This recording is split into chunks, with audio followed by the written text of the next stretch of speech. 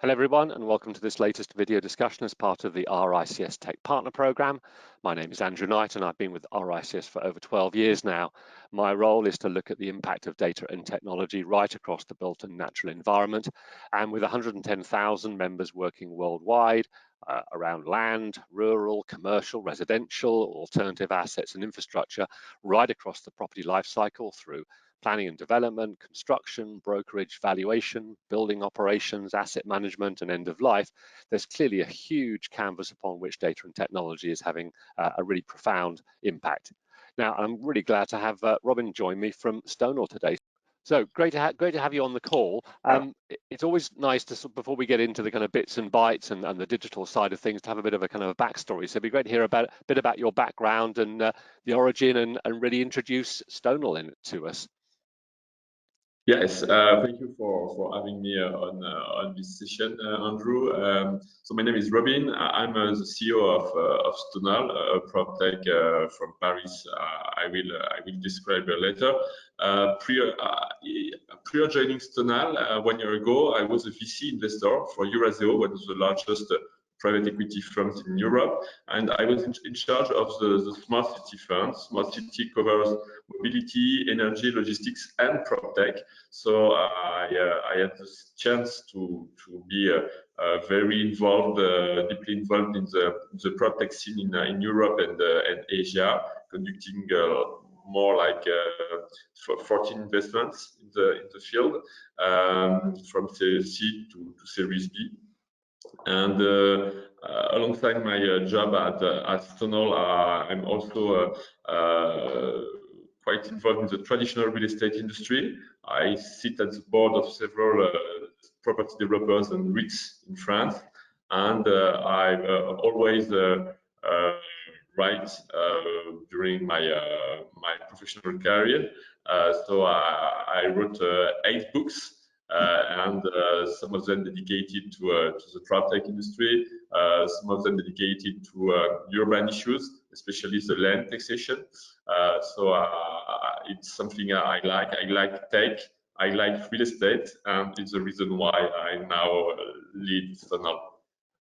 Excellent. So tell us about Stonal then. So Stonal is a fast-growing tech company funded in 2017.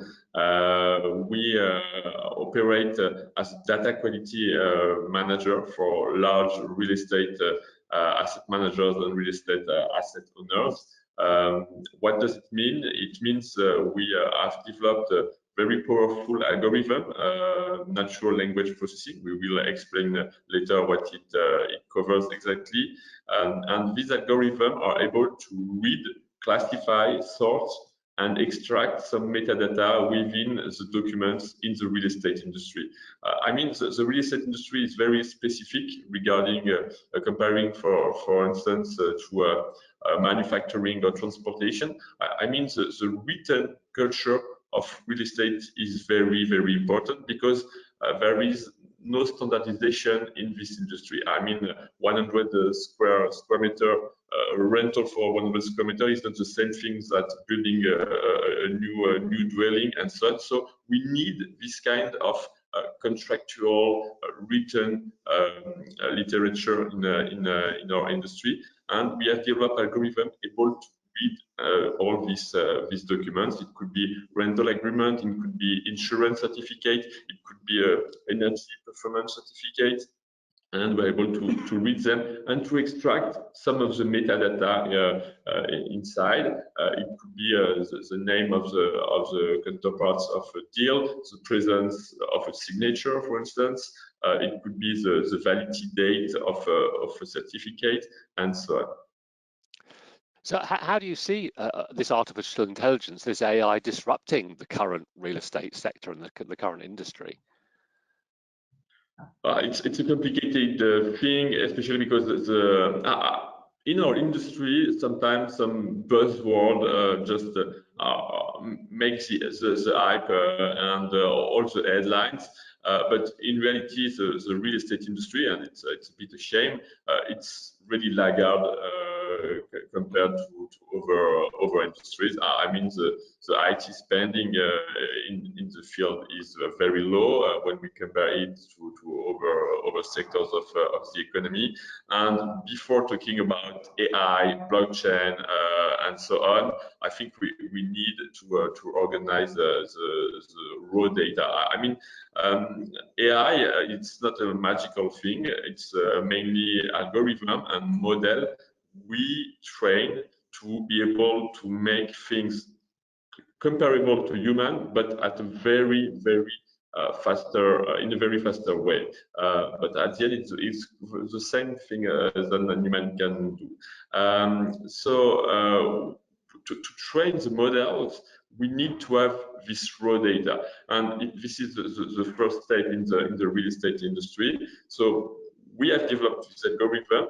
We have trained them by mimicking human tasks, especially reading through documents, understanding the type of documents, able to read, to see within the documents what are the most important thing in the documents. But we need this raw data, and it's also one of the things we offer. We are able to extract the first raw data needed to train the algorithm and to have the full potential of AI.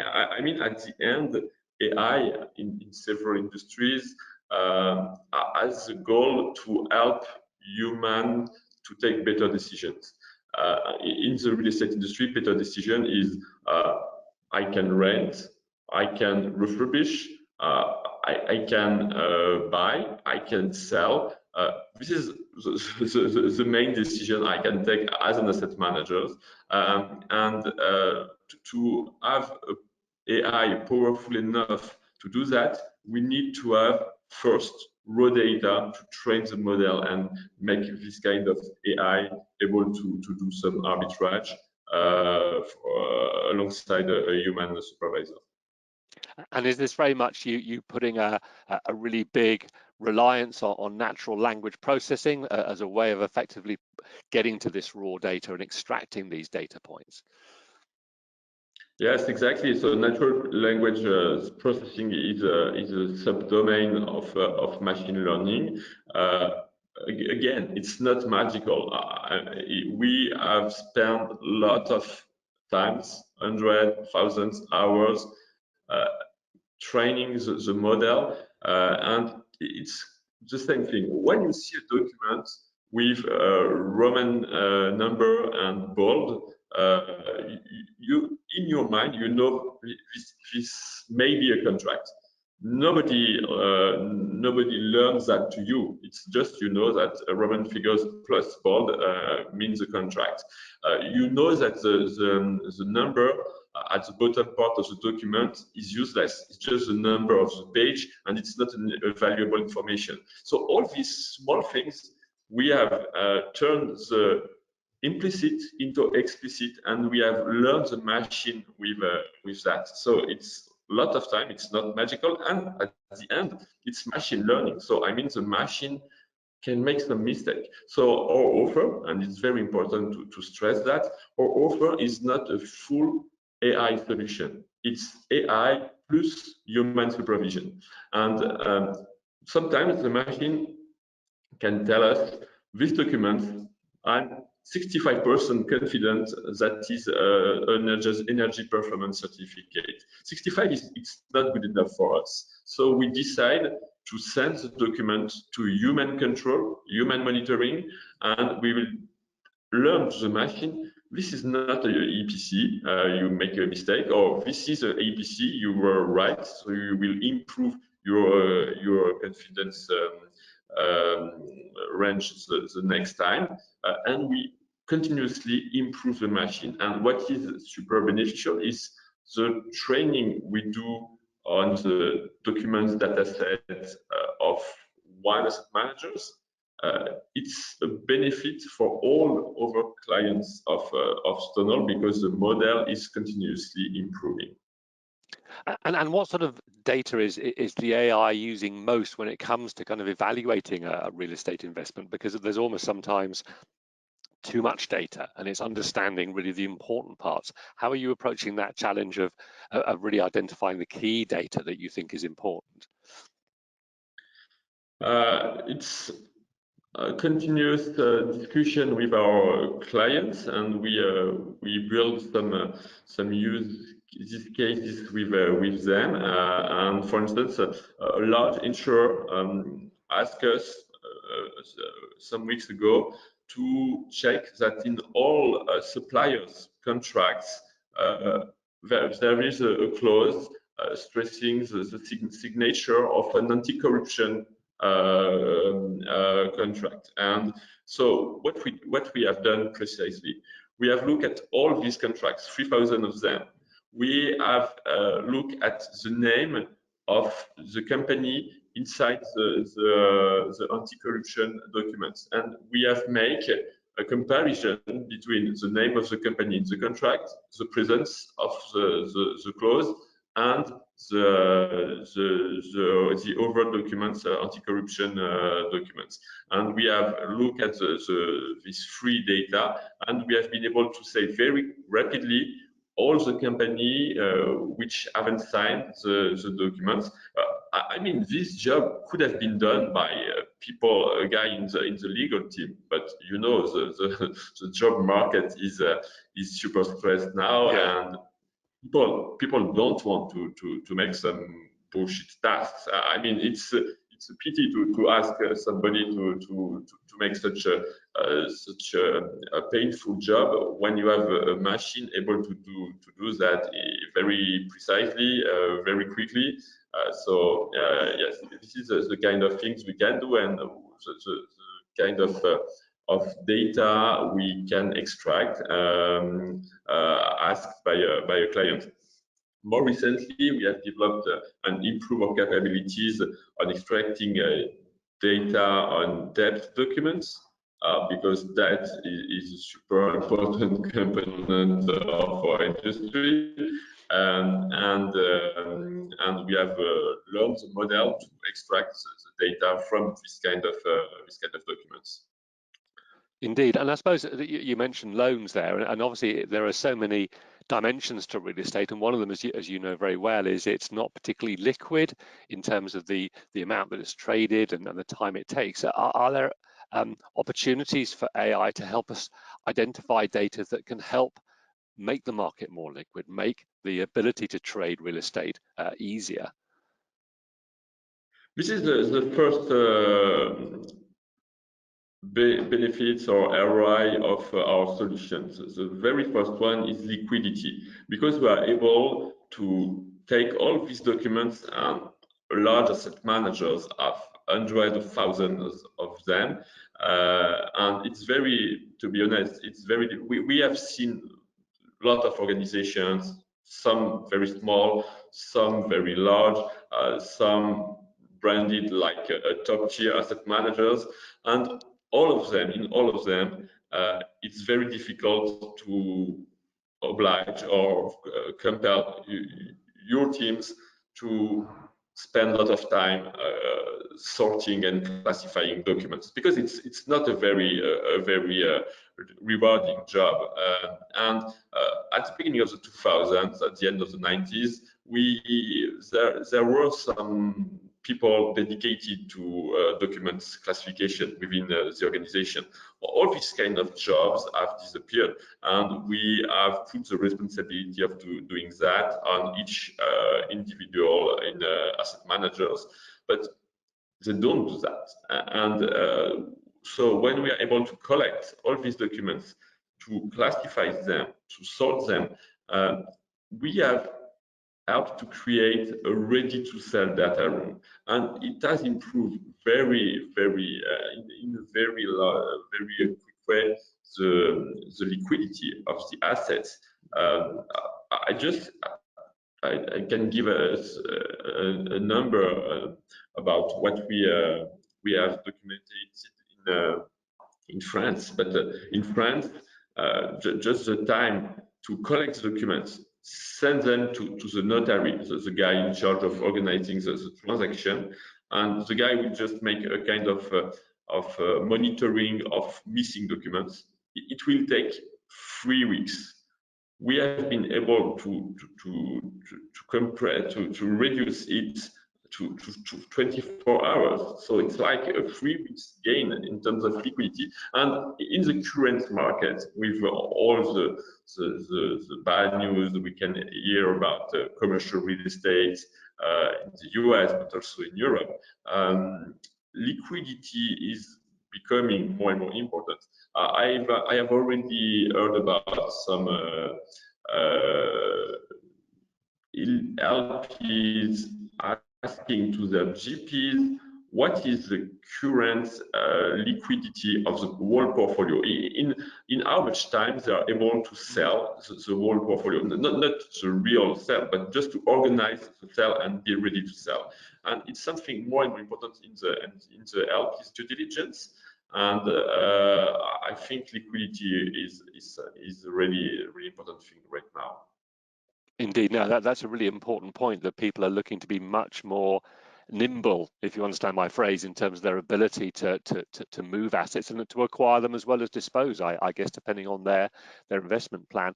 So moving on from the kind of investment and sort of acquisition side, what are you doing in terms of using the AI around the operational phase of maintenance, and clearly now a lot of focus on energy refurb and refitting? Where's AI helping people with that part of the occupational phase?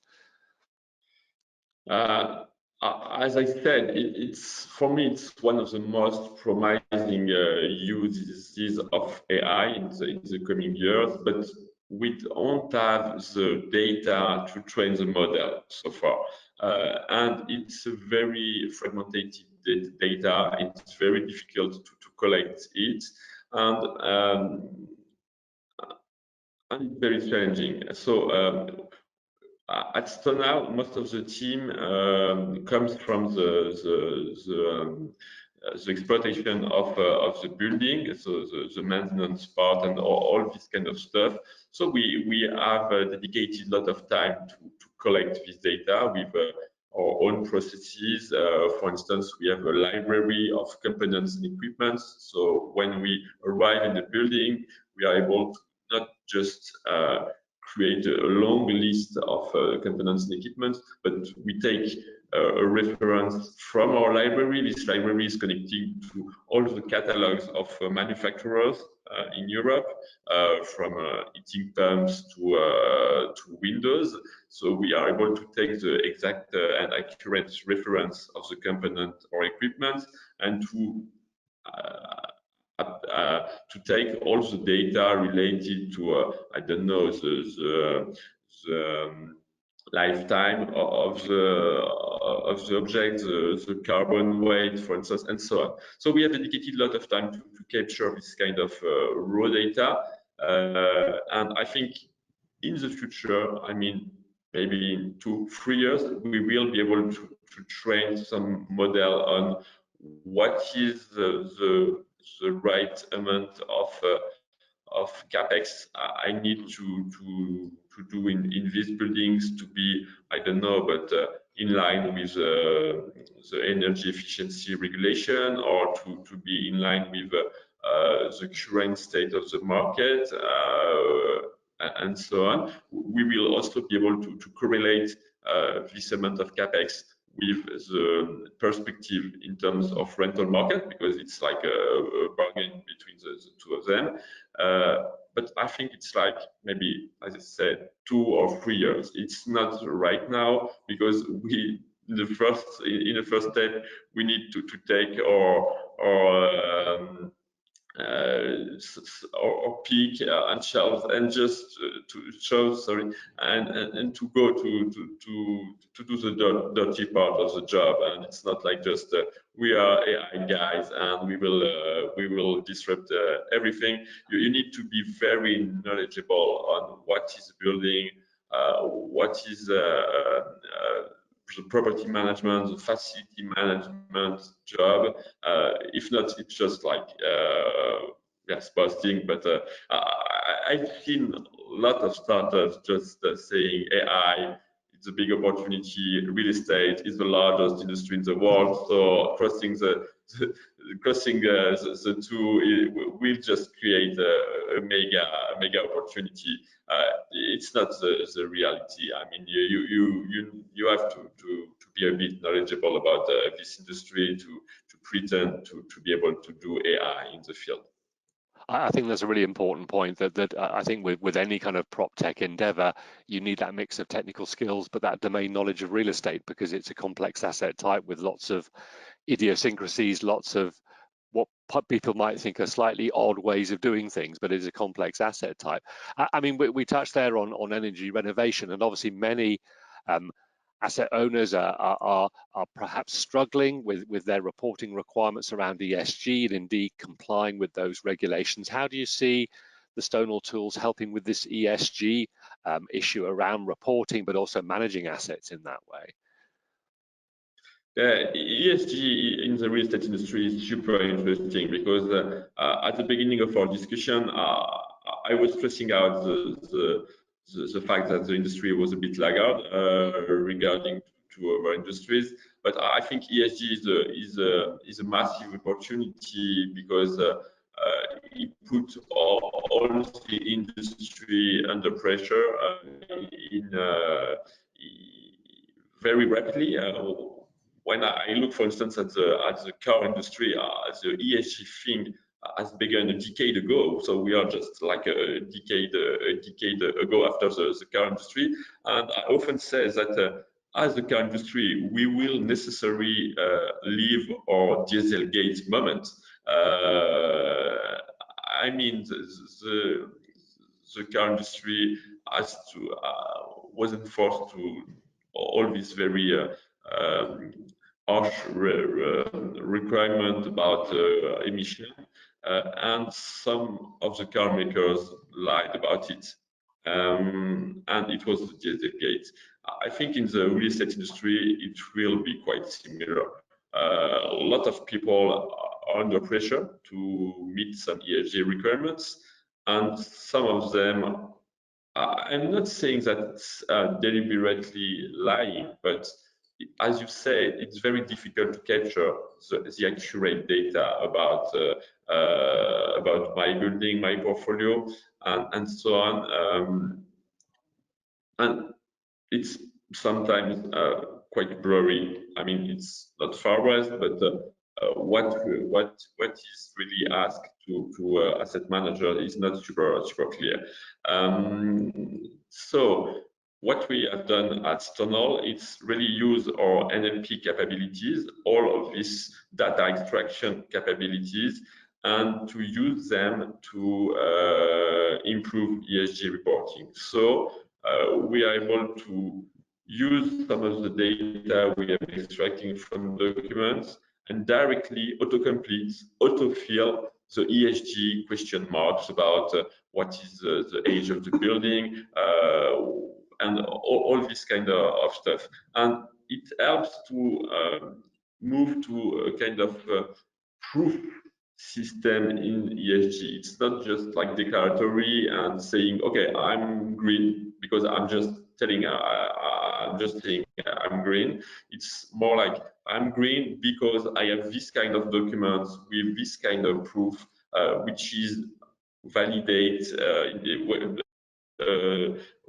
right validity, and I can prove I'm green. And I think it's something that will definitely be mandatory in the coming years. So the second point for me, which is important in this wave, is we will slowly move from ESG to carbon, because ESG in the real estate industry is difficult. I mean, E is quite obvious, but S and G, it's not so much obvious. So we have to find criteria about what is a socially responsible building. But when you say I have services in my building, so I'm socially responsible, it's a bit tricky. You can be located in a very livable neighborhood, have no services in your building, but you have all the services around the building. So it's very tricky for me. So I think we will slowly move to the carbon, and it's compliant with all the commitment of large insurers, large asset managers to net zero, because carbon is very easy to calculate. I mean, we still need to have some shared methodologies and calculation methods, but at the end, it's much easier to monitor, and I think we will move to carbon measurement in the coming years. Thanks, Robin. Now, I wanted to ask you something which I've discussed on many of these discussions with the tech partners, which is with AI becoming so pervasive right across the built environment, right across the property life cycle, how do you see real estate professionals integrating AI into their daily work? And critically, what sort of additional skills do you think they need to work with AI? Not that they need to become data scientists, but how do they need to actually use AI really well and understand it and just integrate it, but as I say, not at the same time having to become coders themselves or AI experts? It's a very good question. I think with ChatGPT and GPT-4, AI just enter in our daily lives in a very, very striking way. So everybody now is asking, can I be replaced by AI, or is my job endangered by chatbot and so on, or how to be more productive through AI? I think it's a good way to think about that, because as I already said, AI is able to make some dumb job and to do the least interesting part of our jobs. And in every job you have like a very interesting high value task, and in every job you have like boring low value task within your day. So I think AI just can help you to do that. And regarding the asset manager, or more broadly speaking about the real estate industry, I think AI has the ability to help us managing all this kind of complexity and document management. Because as I said, the written culture is inherently part of the industry, because we don't sell standardized products. So we have all this kind of complexity, and it's increasing because the regulation, we talk about ESG, but it could be also for instance, accessibility. It could be a lot of regulation, security, fire safety, and so on. All this regulation is increasing, and it's more and more complex to deal with. And what I see in the industry is like more and more people are afraid to, at the end, to have their responsibility engaged in the course, because they have not been able to see a very specific part of the regulation and so on. I think one of the most interesting use case for AI and all this kind of AI-powered solution is really to help people to not be scared when they perform their daily job. It could be asset management, it could be property management, it could be even construction. I think what's interesting is really to have this kind of AI able to read documents and push you alerts when you are not compliant, when you are like in a shady zone, and so. So I think it's a good use case. And finally, I mean, you mentioned obviously ChatGPT and these large language models. Do you think this has changed AI significantly? There's obviously been a lot of publicity and people play with it and have used it a lot. But do you see this as something fundamental that will change the way real estate can use AI? I think large language models are a revolution as important as neural networks were in 2010. So it's like a big leap forward in the AI and machine learning industry. But in the next 5 years, we will know another kind of revolution. And LLM, it's not one LLM fits for every use case we can have. For instance, for searching within a document, LLM is not the best tool we can have. We have developed our own tool based on open source, and